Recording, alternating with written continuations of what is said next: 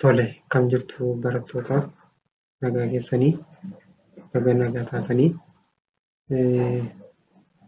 Har'a egaa mata duree sakattaa amantiilee Afrikaa gabaabinaan ilaalla. Utuu mata duree keenya irratti hin darbiin yeroo darbee mata duree sakatta'insa amantiilee addunyaa ilaallee turre. Jalqaba irratti amantiilee gara ardii Eeshiyaa kanaa ilaallee turre. Isaan keessatti ardii Eeshiyaa keessaa kan akka warra Chaayinaa, Jaappaan, Hindii fa'aa ilaallee turre. Gabaabumatti egaa amantiileen akka madda qaroominaa keessaa isaan tokko ta'anii achi keessa egaa ardii Eeshiyaa keessatti baay'inaan beekamoo kan turan amantiileen hedduun jiru. Hinduizimii, Budiizimii kanneen akkasii ni jiru. Isaan keessaa egaa amantii Zooraastirizimii ilaallee turre, amantii Konfushiyaanizimii kan warra Chaayinaa ilaallee turre, kan warra Jaappaan ilaallee turre jechuudha.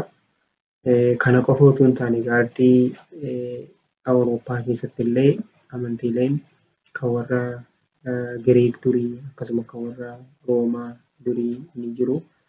Isaan kunis akkuma warra ardii warra Eeshiyaa kanaa amantiileen isaanii amantii waaqa baay'eetti sagadanidha yookiin pooliteezim kan jedhu kan hordofan akka ta'anidha. Egaa yeroo ammaa kanallee amantiileen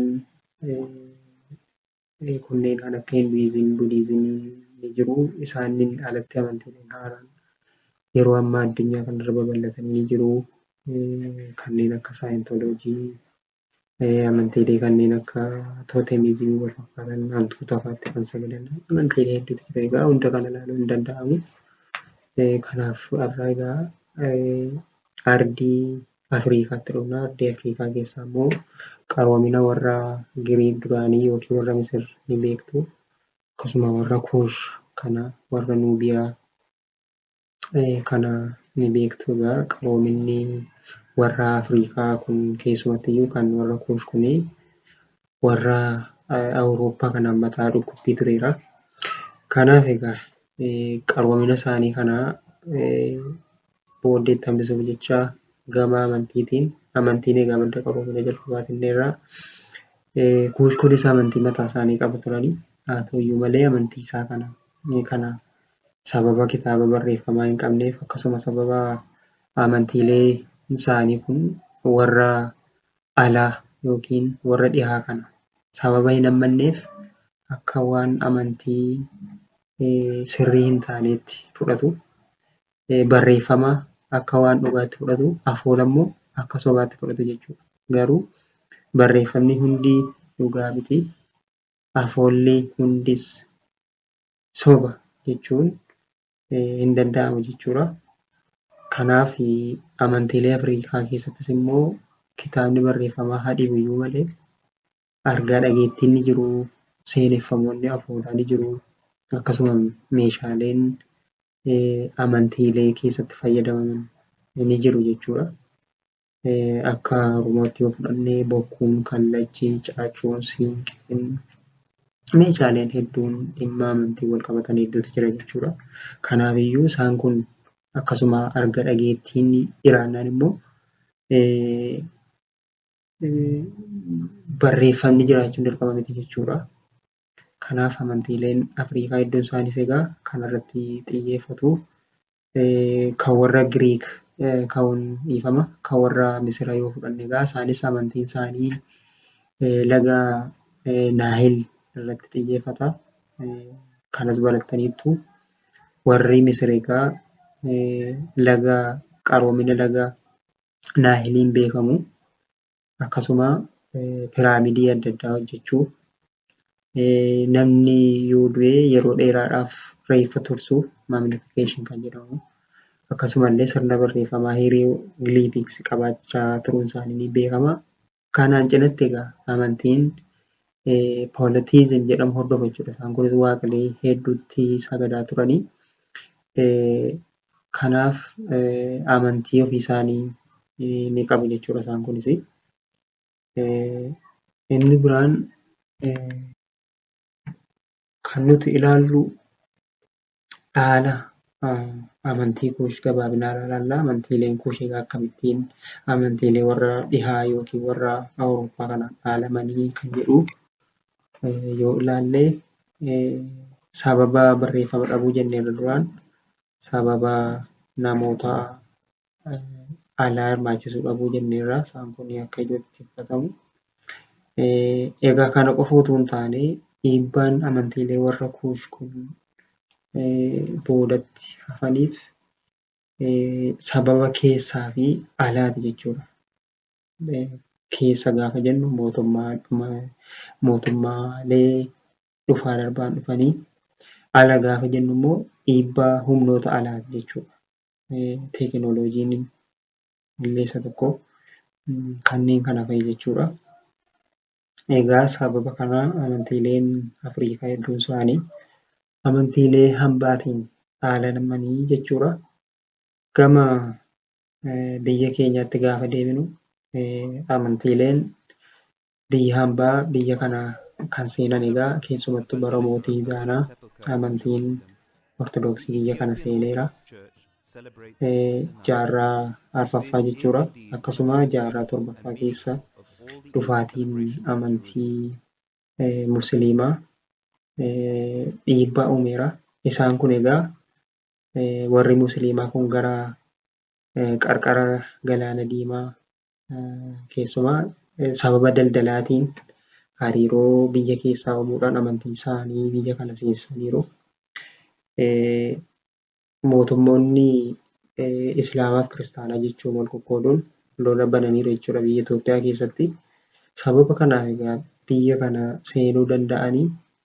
Isaan kunis egaa biyya Itoophiyaa kana gaafa seenan mootummaan Kiristaanaa fi Islaamaa lola gaggeessaa turanii walii isaanii irratti.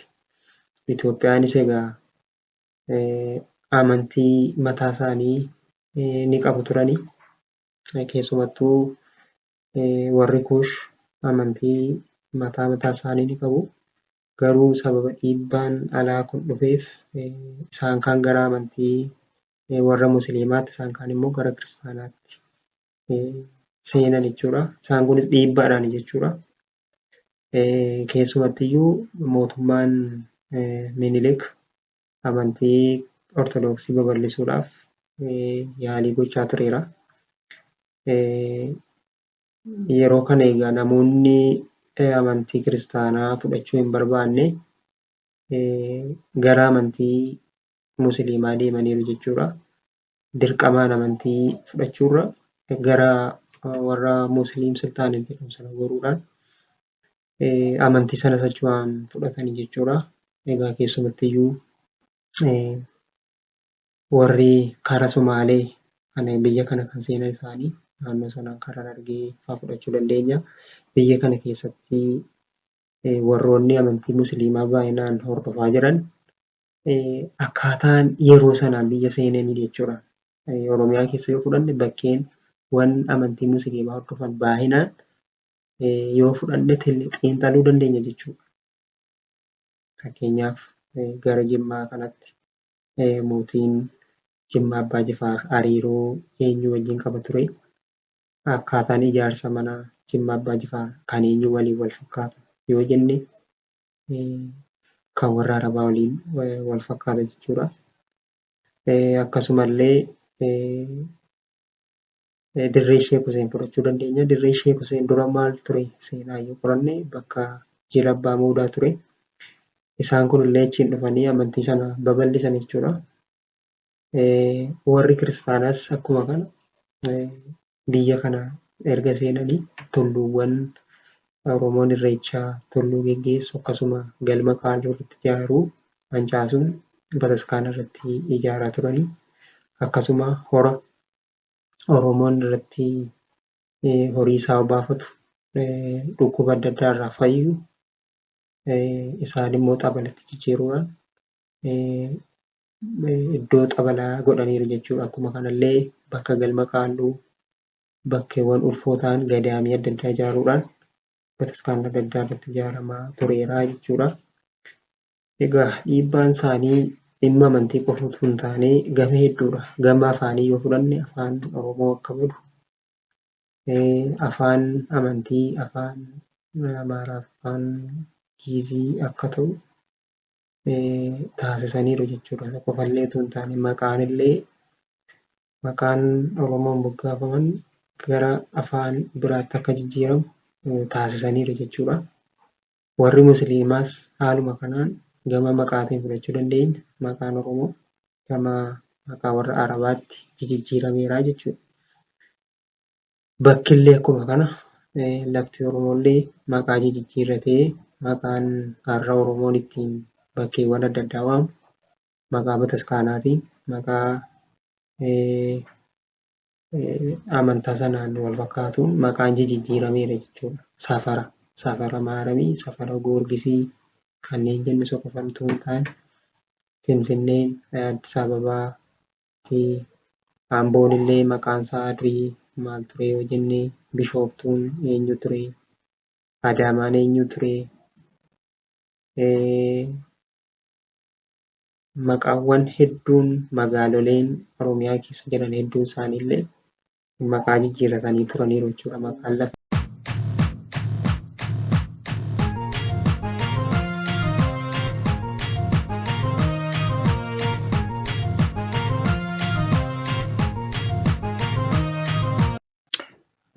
inni biraan amantiilee kiristaanaa kunis egaa bakka hedduutti qoodamu. Amantiin kaatolikii ni jira kiristaana jala jechuudha. Akkasuma amantii pirootestaantiiti jechuudha. Inni biraan egaa biyya keenya keessa kan seenan amantii kaatolikiiti. Amantiin kaatolikii egaa baay'ee dhiibbaa fideera jechuun xiqqoo nama rakkisa. Sababni isaa isaan gargaarsa adda addaa kennuudhaan uummata keenya deeggaruudhaaf jecha amantii isaanii fudhachiisaa turaniiru. Haa ta'uyyuu malee isaan baay'inaan amma warra Ortodoksii kana dhiibbaa hin uumne jechuun nama dandeessisa. Isaan kun immoo bara mootii Suusiniyoos gale jechuudha. Kaatolikiin biyya Itoophiyaa keessa kan amantiin pirootestaantii immoo bara mootii Minilik biyya kana kan seene. Inni kunis mootiin Minilik sababa teekinooloojii barbaacha jecha biyya kana akka seenu taasisee jira jedhama. Egaa amantiin pirootestaantii faayidaas miidhaas qabateera jechuudha. Sababni isaa namoonni baay'een gama barnootaatiin biyya alaatti erguudhaan akka baratan taasisuudhaan barreeffama namoonni baay'een akka barreessan seenaa Oromoo illee akka barreessan sababa ta'eera. Haa ta'uyyuu malee egaa dhiibbaa ni uume. Amantii Oromoo fakkeenya yoo fudhanne dhimmoota akka waaqeffannaa, ayyaana jedhaman raawwilee yookiin akkaataa Oromoon itti waaqessu wal bira qabuudhaan haa ta'u malee waan Oromoon fayyadu afoola Oromoon itti dhimma ba'u haa fayyadaman iyyuu malee dhimmoota akka qaalluu fa'aa jedhu akka waaqa tolfamaatti fudhataniiru jechuudha. Isaan kunis akkuma kanas amantii waaqeffannaa kun akka waaqa tolfamaatti ilaalaniiru jechuudha. Gama kanaan meeshaaleen ulfoo Oromoon amantaa isaatiitti dhimma ba'u akka manca'u ta'eera jechuudha. Haa ta'u malee egaa yeroo ammaaf yoo ilaalle uffata aadaa fayyadamaa jiru. Akkasuma meeshaalee ulfoo tokko tokkollee ni fayyadamu jechuudha. Egaa walumaa galatti sababa kufaatii amantii waaqeffannaa Oromooti sababa kan ta'e egaa gabaabaadhumatti humnoota alaa fi humnoota keessaa jechuu dandeenya. Humnoota alaa gaafa jennu warra amantiilee hambaa biyya kana seenan gabaabinumaan amantiilee kiristaanaa fi amantiilee islaamaati jechuudha. Inni biraan mootummoota alaa gama siyaasaatiin jechuudha. Yookiin koloneeffattoonni akkasuma imaltoonni yookiin travelers kan jedhaman warri missionarii jedhaman illee dhiibbaa uumaniiru jechuudha. Inni biraan mootummaa gama keessaatiin yookiin humnoota keessaa yoo fudhanne jalqaba irratti mootummoota biyya bulchanii mootummoonni biyya bulchan egaa amantiilee alaa kanaa keessoo amantii ortodoksii kana deeggaruudhaan amantiileen waaqeffannaa akka manca'uuf dhiibbaa uumaa turaniiru jechuudha. Amantii ortodoksii deeggaruudhaan amantii hawaasa keessatti biqilan immoo akka isaan shontuuran taasisaniiru jechuudha. Akkasumas uummanni mataan isaas dhiibbaa uumeera. Akkas jechuun namootumti uummanni Oromoo aangoo argachuudhaan, aangoo qeesummaa argachuudhaan akkasuma miindeffamuudhaan faayidaadhaan bitamuuf jecha amantii fi aadaa isaa akka gadhiisu taasiseera jechuudha. Walumaa galatti egaa humnoota keessaa fi humnoonni alaa dhiibbaa kufaatii amantiitiif sababa ta'aniiru jechuu ni dandeenya.